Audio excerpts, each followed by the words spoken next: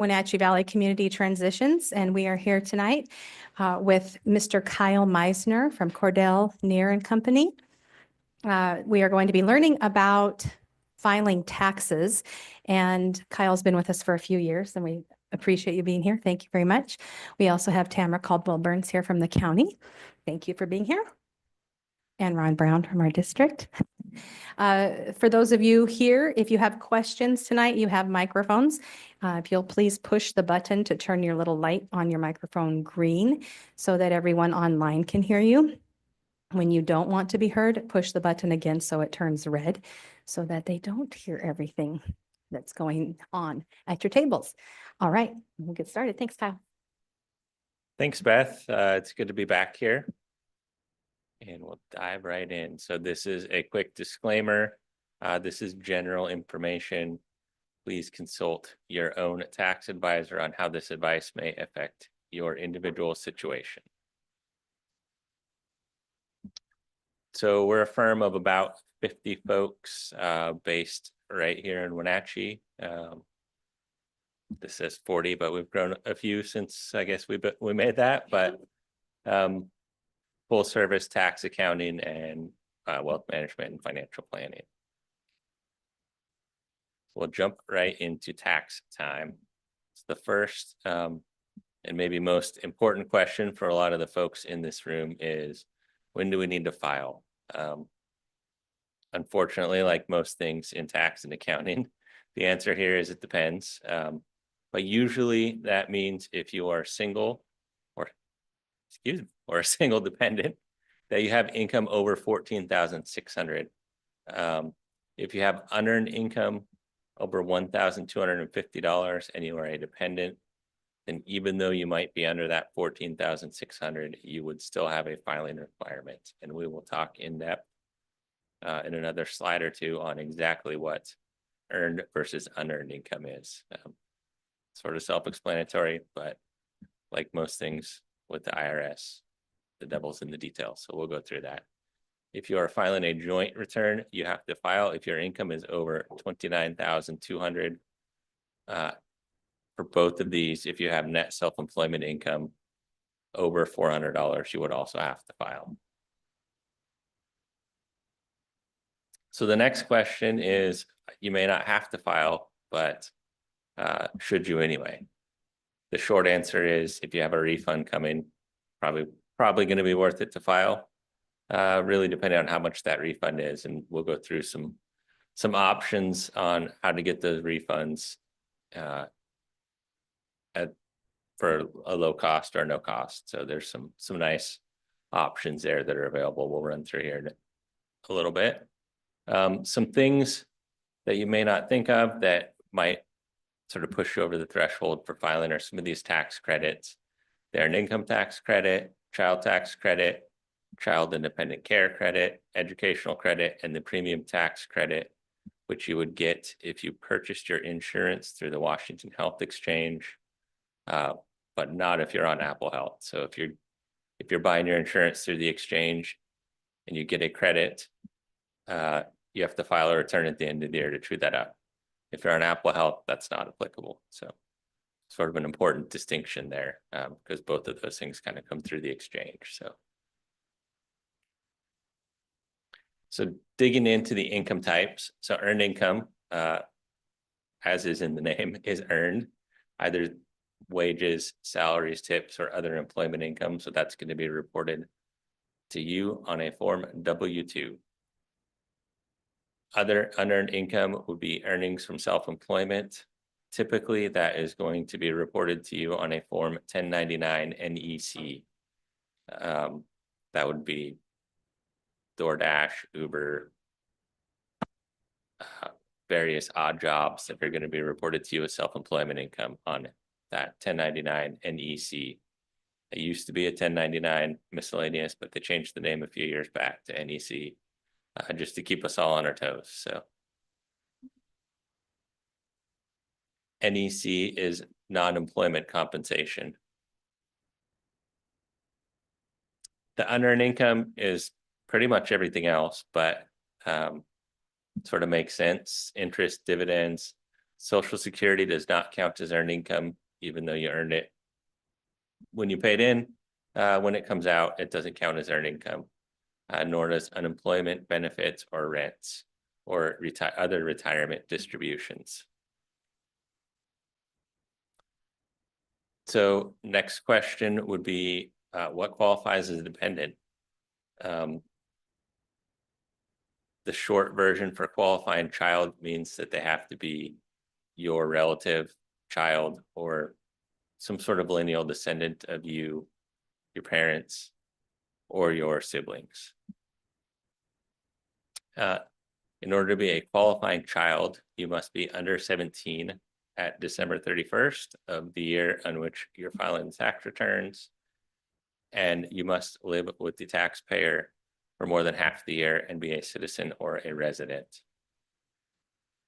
Other qualifying dependents is really anybody else who the taxpayer is providing more than half of the support for. There's no residency requirement if you meet the relationship test that's outlined there in the bullet point, and no age requirement. Really, the important thing here is providing over half of the support for the qualifying other dependent. So some of those sort of side hustle gigs that will be reported on that 1099 NEC. Like I said, think of Uber, Lyft, those sort of gig economy things that are popped up now. If you have one of those and you get that 1099 NEC, which means you've earned over $600 from that income source, it's going to be reported by you on a Schedule C. You can deduct any expenses that you incurred to generate that income. So if you were driving for Uber, you could deduct your vehicle mileage, your cell phone expense, really anything that any expense you incurred to generate that income.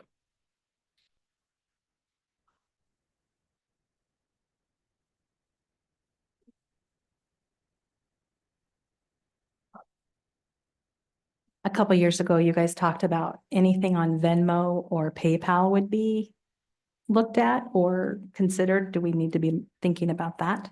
So those rules have changed a little bit. For 2024, if you received over $6,000, you'll get a Form 1099-K. And that is for, it really depends on the way that the payments to you are coded in Venmo or PayPal. Typically, it's going to be for purchases, not for personal transfers of money. So if you're out to dinner and you foot the whole bill and somebody else pays you back via Venmo, that should get flagged as a personal transaction and not roll into that 6,000. That's assuming that everybody sets it up correctly. So fingers crossed that counts. If you do get something that's incorrectly reported to you, you'll just need to account for it on your income tax return, probably on a Schedule D. The things that typically are going to be included from those 1099-K forms are like sales of tickets or other things. If you were selling stuff on eBay, it would get reported on a 1099-K and you need to show that somewhere on your tax return. That threshold, the 6,000 is going down to 2,500 for 2025. And then in 2026, it'll go all the way down to $600. So those 1099-K forms are going to become much more prevalent as we move along. They've kicked that can down the road a few times now. Originally, the 600 are supposed to be in place, I think, in 22 or 23. So we're a few years past that, but it does look like that's going to be the case. That 600 for the 1099 NEC has been 600 for like over 25 years. It never goes up.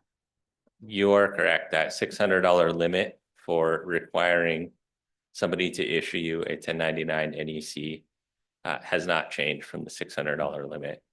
And looks like they're moving the 1099-Ks back down to that $600 limit. So I would expect it'll probably stick around at $600 for a while.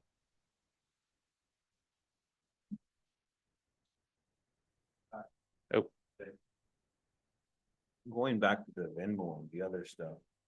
Say my child here has extra stuff that wants to sell, she wants to sell on whatever platform you have. Mhm. She gets paid via Venmo or PayPal over $600. Does she have to report that? Does it count as an income?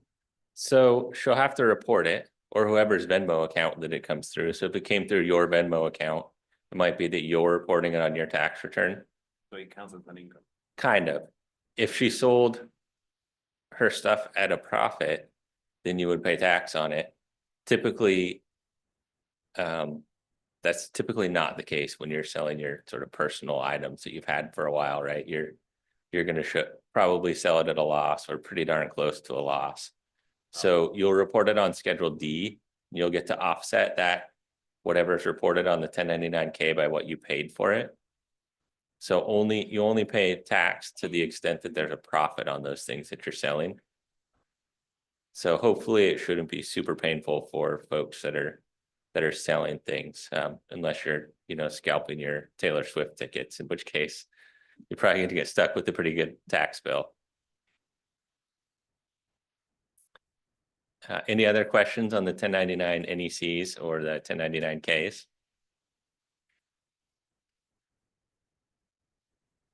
So getting back to the child tax credit, which is why we care whether we have a qualifying child or a qualifying other dependent. The child tax credit is $2,000 if you have a qualifying child. So that means age 17 on the last day of the year. Once you get past 17, you can still be a qualifying dependent, but that credit amount goes down from $2,000 to $500. So the child tax credit for those qualifying children are much more beneficial than the other qualifying dependent credit of $500. There is, as of now, there's not a personal exemption anymore, which was the other thing that you used to get for claiming somebody as a dependent. Tax Cuts and Job Act did away with that and increased the standard deduction. So right now, the biggest benefit from claiming somebody as a dependent is this $500. Somebody who's not a qualifying child, but a qualifying other dependent, is you get this $500 non-refundable credit. So certainly better than nothing, but not quite what it used to be with the dependency exemptions that we had. The other piece of this is the child care and dependent care credit. A lot of cares in that title. So depending on your income, you get a credit for 20 to 50% of your child care expenses. The credit is based on spending either $3,000 or up to $6,000 for 2 or more kids. The qualifying child has to be under age 13 or another qualifying related person living with you who is physically or mentally incapable of self-care. The qualifying care can be in or out of the home, but it does not include amounts paid for the well-being of the individual. So it really is just the care expense, not some of those other ancillary expenses you might be paying a caretaker. You do have to report this income, or the caretaker has to report this income. And when you fill out your tax return, you are reporting their name, address, and TIN. So the IRS can theoretically match that up. And the person who is providing the care, qualifying for the credit, cannot be a spouse or parent or of the dependent person. So have to be paying somebody sort of outside of the household who's probably going to have to file a tax return and report that income. But this can be a nice benefit for folks that are incurring some care expenses. So the earned income tax credit, this is one of those other reasons why you might be filing a tax return, even though your income is under that $14,600. If you work and earn income under $66,819, and I will warn you that that is the amount for a joint return with 3 dependents. So if you are somebody who's filing a single return, it's the qualifying earned income is going to be substantially less than that. But that is the most that you would see on a return and be able to claim that earned income tax credit. Disability insurance may be earned income, but other things that are excluded are SSDI, SSI, and military disability. So kind of talked about some of those earned versus unearned incomes that crops up again here. Talking about what qualifies for the earned income tax credits. The qualifying child, to allow you to take this, because it goes based on your household size, can be any age if they have a permanent and total disability. So you're not stuck with that qualifying child that we talked about who's under age 17 for disabled parents or disabled children. So the kiddie tax, this is another thing that makes our lives much more complicated for dependents with unearned income over $2,500. What this was put in place for is to stop folks from transferring large sums of money to their kids so that they could also use their tax brackets and pay less tax. So this is a lot of words to say. If your child has unearned income exceeding $2,500, they pay tax at your tax bracket. So their income stacks on top of yours and they pay at a higher rate than they would otherwise. Again, examples of those unearned income: interest, dividends, capital gains, unemployment, and Social Security.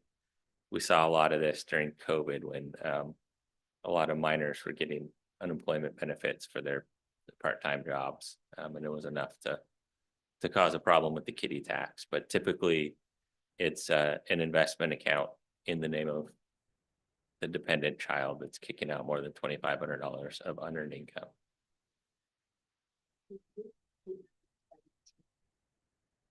Is this the under 17 child, or is it a dependent in your household child? This would be dependent child, not under 17 child.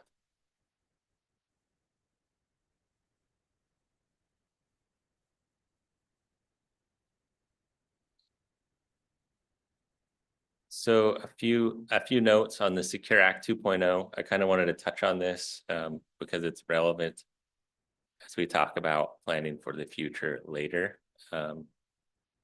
So this changed the required minimum distribution age for folks with IRA or other tax deferred retirement accounts.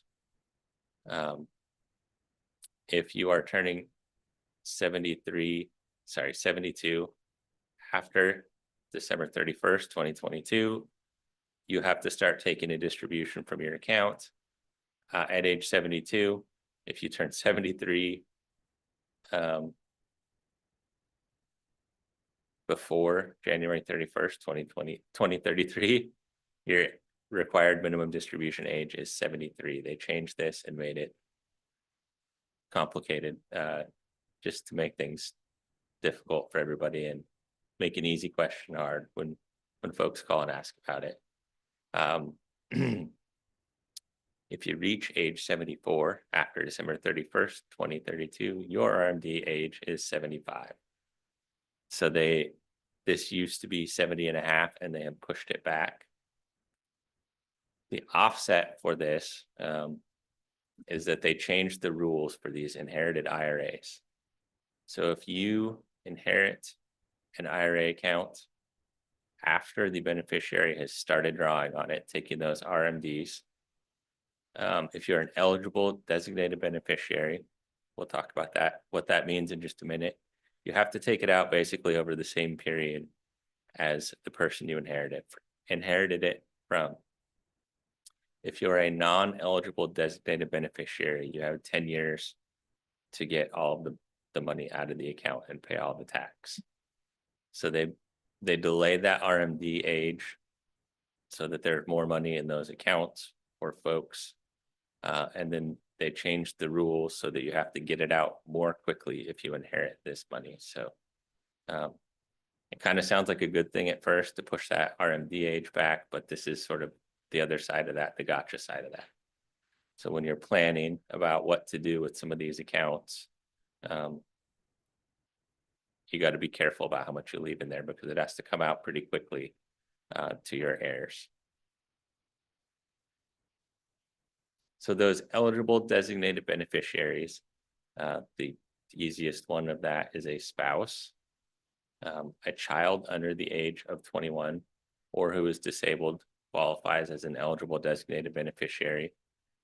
So you're going to get the longer period to get that out. Somebody who's chronically ill, or anybody else that is 10 years or less younger than the person who was taking the RMD. The other thing that this Secure Act 2.0 did that was kind of interesting is it allows a tax and penalty-free rollover from a 529 account into a Roth IRA. So if you have one of these education savings accounts and you're not using it starting in 2024, you can roll in that money into a Roth IRA account. The same rules apply for putting money into the Roth as normal. So that person has to have earned income and all the other sort of qualifications that go with funding a Roth account, but it's a nice use for those unused 529 account monies and new starting in 2024. So this was a pretty nice benefit of that Secure Act 2.0. So like I said before, how do you file? So I think that the best way for somebody with a relatively non-complicated tax return to file is through the IRS direct file. The website is here. Another way to do that locally would be through the AARP tax aid. You have to make an appointment. They're available Tuesdays and Thursdays, and they're at the Eastmont Community Center. So both of those two options are going to be super good choices for folks with relatively easy tax returns, and those are both going to be no cost options, which is even better. The IRS also has a free file sort of section on their website. This is third parties who pay a fee to file your return for free. There's a lot of upselling on those free file providers. So the direct file, which is just straight through the IRS system, is much better and a much easier way to file for free than to go through a TurboTax free file where you may find that you don't qualify, or they try to sell you on some upgrades to filing that return. So that direct file it's pretty nice. You do have to have an ID.me account, which is sort of the standard account to be dealing with the IRS in order to use that direct file. So that might be a headwind for some folks, but certainly for some free tax filing, it's probably worth jumping through the hoops to get that ID.me account set up. Yes. I believe that when you go through there, it asks if you have an ID.me, and it will take you there to the ID.me setup if you don't. It's a pretty standard login to get access your IRS or other accounts. So Yeah, I think it's the same thing for the Social Security. it is. So, and then there's an authenticator. It sends you a text message, and yeah, it should be the same system that you're using to log into your Social Security account. So if you already have that set up, you already have to log in to be able to use this direct file. So go ahead. I have a slightly different one, going back to the RMD kind of thing. Mm-hmm. And it was a disabled child could inherit and not have the 10-year limit, right? But then it would be their income. It would go be into a trust, or does it? the rules. To the trust, it would be taxed. If it goes into the trust, then you have less time to get it out. And when the when the income goes from the IRA, or when it comes out of the IRA into the trust, then it's going to be taxable. So the trust doesn't necessarily solve that problem.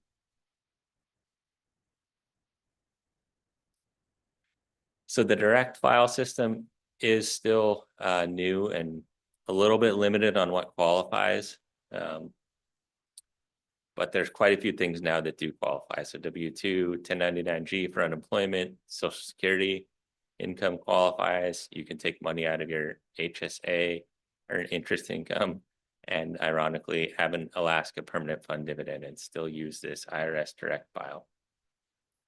It doesn't support right now unreported cash income, those gig work, Schedule C incomes that we talked about. If you have wages over 200,000, 168,000 if you have more than one employer. Right now, it doesn't support Form 1099-R, which is those retirement distributions, but starting in another it's February, 3 days. Those, at least as of this morning, they told me should be available for employer retirement plans, but not for IRA accounts. I don't know why that's an important distinction. But if you're taking out of your employer 401k starting March 1st, hopefully you should be able to use this direct file. If you have an IRA that you're taking distributions from, you're still going to be out of luck. It also doesn't support itemized deductions. So still relatively simple tax returns. But for a lot of dependents, this is a great option. We actually have a lot of our clients that use this for their dependents with relatively easy returns and have gotten some good feedback on it. So, and it does allow some credits, child tax credit, the dependent child independent care credit, the earned income tax credit, premium tax credit, the savers credit, and the credit for elderly or disabled. Doesn't allow education credits, energy efficient home improvement credits, clean vehicle credits, or adoption expense credit. But all in all, if you have one of those, you're probably going to want more than the system to do it anyway. So, but certainly a great option, especially for dependents, to use that direct file. And it looks relatively easy to use, especially if you already have that ID.me account set up. So a nice option beyond the traditional IRS free file or paper file or paying somebody to do it. So nice to have some options there. This Washington Working Families credit was new starting last year, I believe. The credit is up to $1,290. You do have to have a valid Social Security number or ITIN. You had to live in Washington a minimum of 183 days. Not sure why 183, not 180 or 81, but that's the number they picked. In order to claim the credit, you have to be between 25 and 64 or have a qualifying child. You do have to file the federal income tax return. And really the way that when you're filing your return, you'll know that you're eligible for this is that you are eligible for that earned income tax credit. So if the earned income tax credit shows up on your federal return, Washington State has an additional working families tax credit that they want to distribute to you. Those amounts are a little bit hard to see, but if you have no qualifying children, your maximum refund is $325. One qualifying child is $640, 2 is $965, and 3 or more is the $1,290. So if you have their income tax credit on your federal return, be sure to also take advantage of this Washington State credit. You apply directly from the Department of Revenue website. So I just wanted to point out, I'm not sure this is going to be relevant, but the Tax Cuts and Job Act is currently scheduled to sunset effective the 1st of next year. This was the most the biggest change to the tax code since 1986 when it was passed. So the undoing of it will be the biggest change to the tax code since it came in place in 2017. So if this happens, it's going to change a lot of things. Those personal exemptions would be back.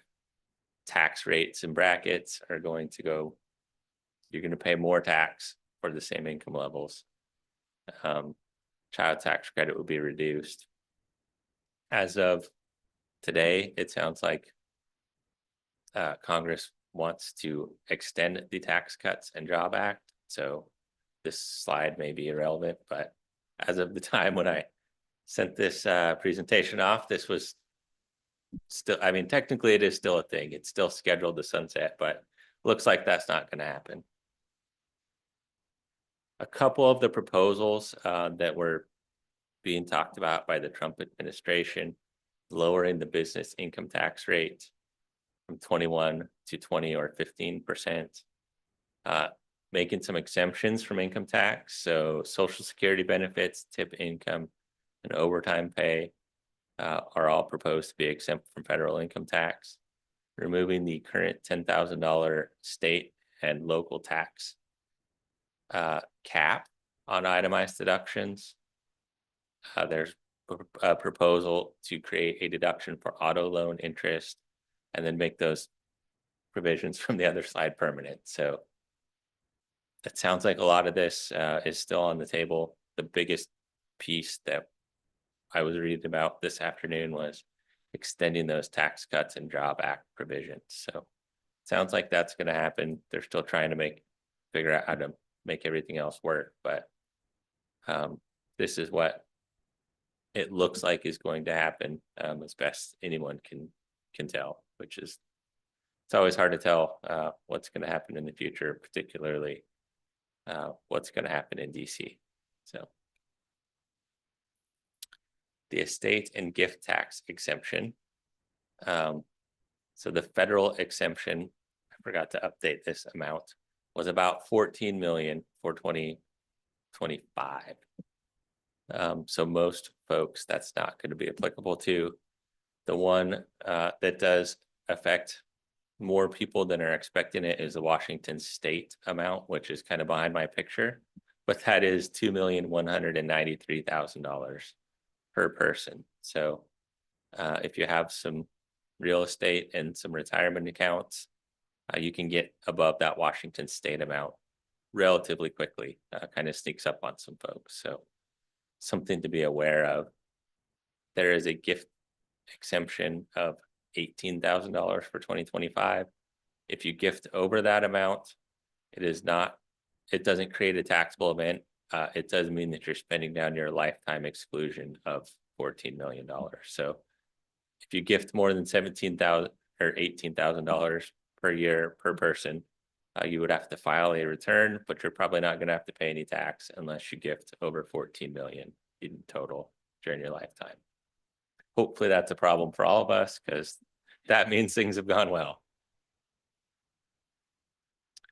So we'll go quickly through these last couple of items. So SSI and SSDI taxability.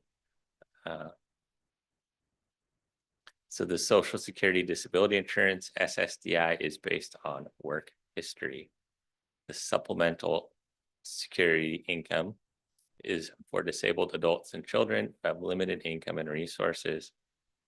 Both of these usually are not taxable, but it depends on what your other income is. So if your benefits and other income are more than 25,000, but less than 32,000, then you will pay tax on half of the benefit amount. If the total income is less than 25,000, then you're not going to pay tax on any of the benefits. And if your benefits and other income are over 32,000, then 85% of the benefit amount will be taxable. So like a lot of things, the question of, is my Social Security benefit taxable, is it depends on how much your benefits are and how much your other income is. But at most, you're going to be paying tax on 85% of those benefit amounts.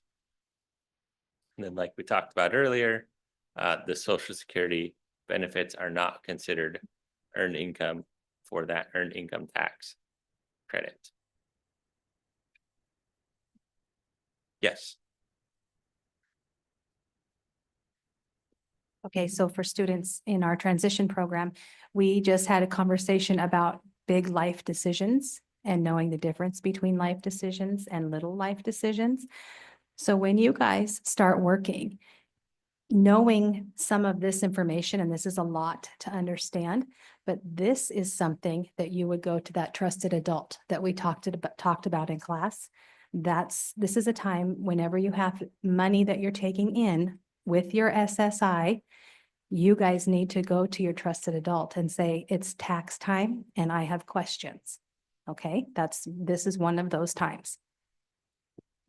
This is something where if you go over these income amounts by even a little bit, it could cost you a lot of tax. So that's a really important thing, is understanding how that income that you're earning is going to interact with your benefit amount and how much tax that it's going to cost you. So it's really important to really understand what that means when you're earning that other income in addition to your benefit amount. So this is it's a little bit tricky because there's various amounts, but it's really important to understand what your total income is going to be each year, including your benefits.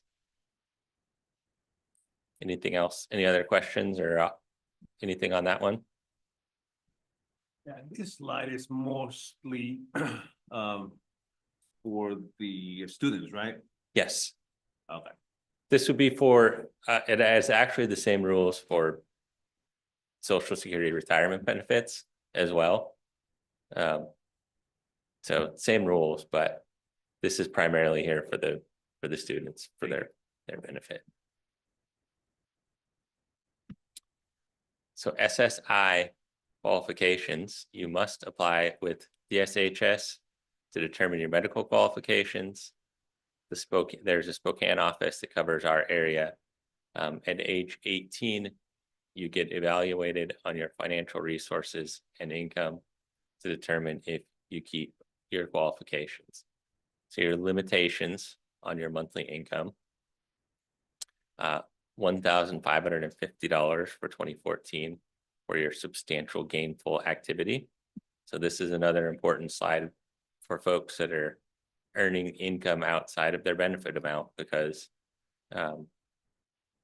those choices that you're making and the amount you're working can impact your benefit. So you want to be sure that you're aware of what impact that's going to have before you sort of jump over something, and a little bit of extra income has a significant impact. Absolutely. And these slides can be distributed as well. You have a copy, so. So this is for SSI. Yes. So if it was survivor benefits, is it a different rule?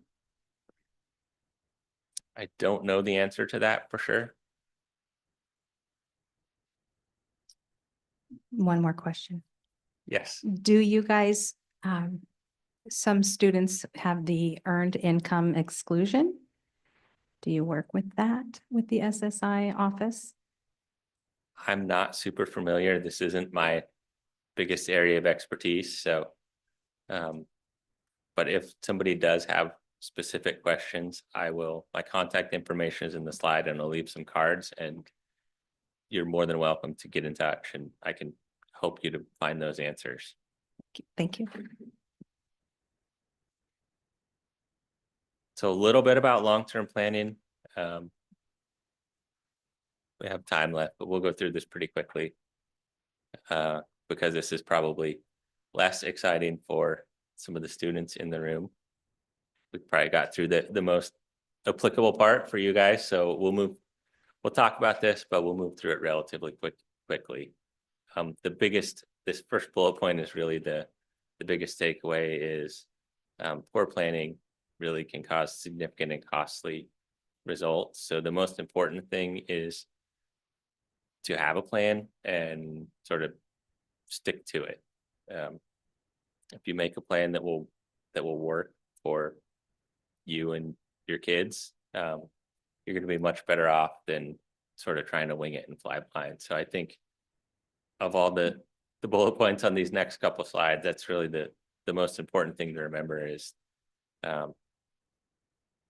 as your kids start to get older and you do, it's important to have a plan for what you're going to do going, going forward. So anyway, the proper planning will allow you to keep taking care of someone when you're not able to do so yourself. Guardianship may be a good option. You should probably talk to an attorney before your kid turns 18 to discuss whether or not that's going to make sense.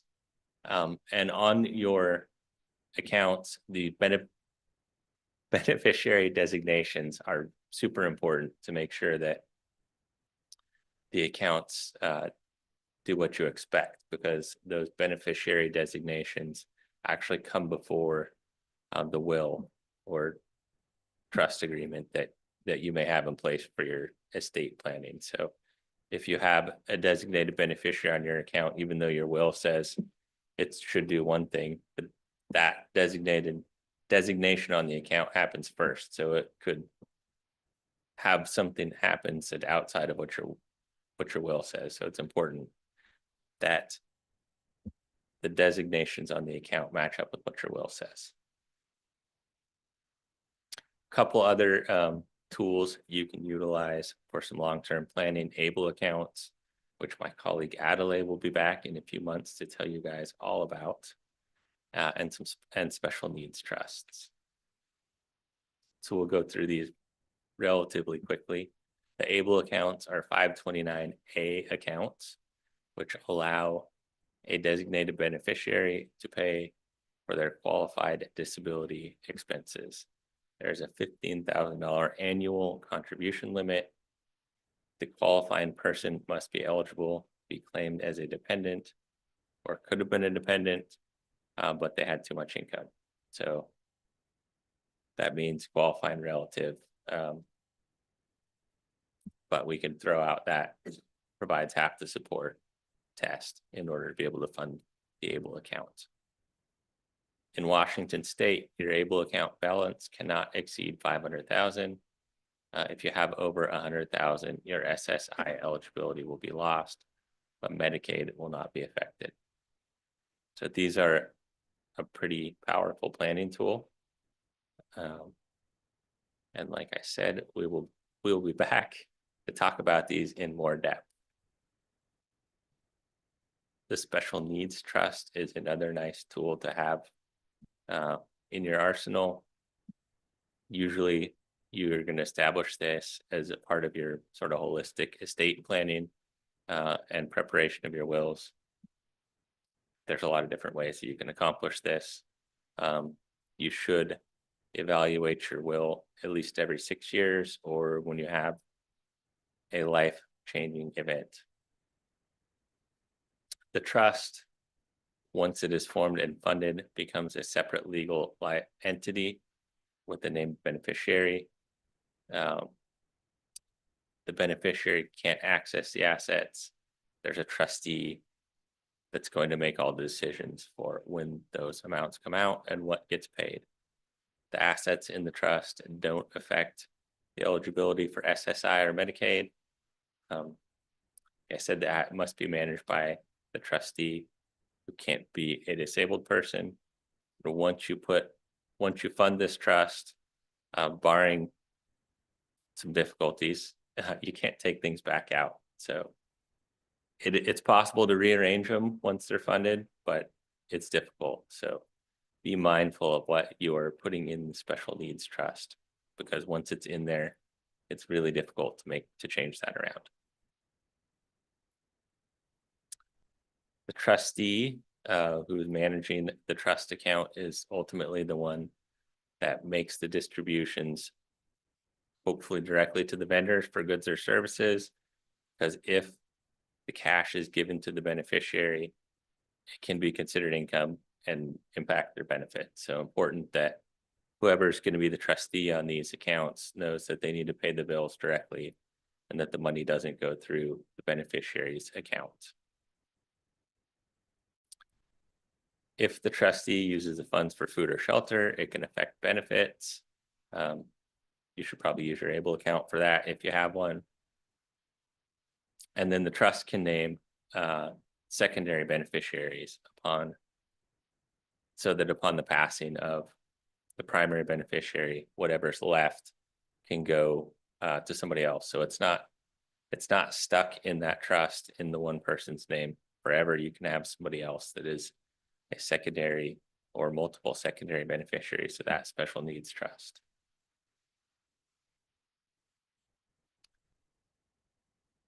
So the special needs trust, like we said, in order to preserve the Medicaid eligibility, you shouldn't use the trust funds to pay for your rent because those should be covered by SSI.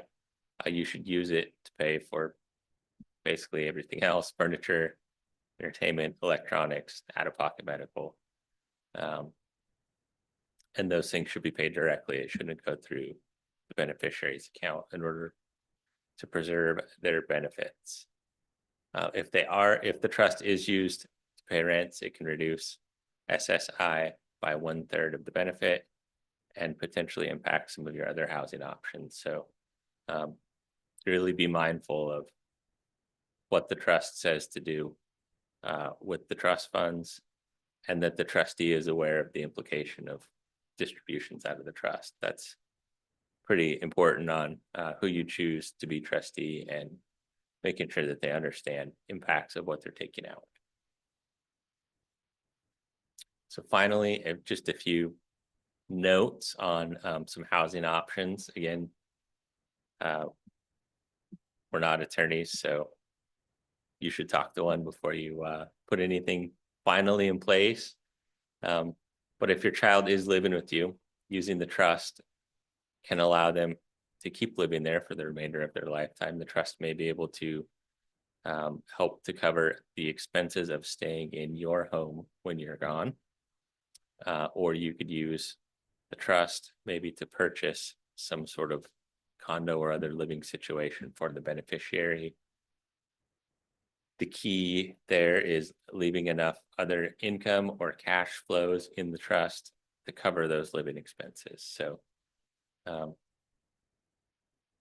lots of ways to use a special needs trust to your benefit. But really the most important thing is, circling back to the first planning slide, is to have a plan and stick to it and have somebody there that understands the plan and can help to make sure that it stays in place once you're gone, to be the sort of trustee protector for the beneficiary of the trust. With that, I'm happy to take any questions that anybody has. So you cannot pay rent out of that trustee for the fund. You But can pay your rent, Purchase so you could pay the rent, but it can affect the benefits. but if you buy a piece of property or something, it will not. I believe that is the case. That is one of those, I'm not an attorney and that's not my main area of expertise. So before you do that, you should talk to somebody that really specializes in that area. Thank you. Any other questions?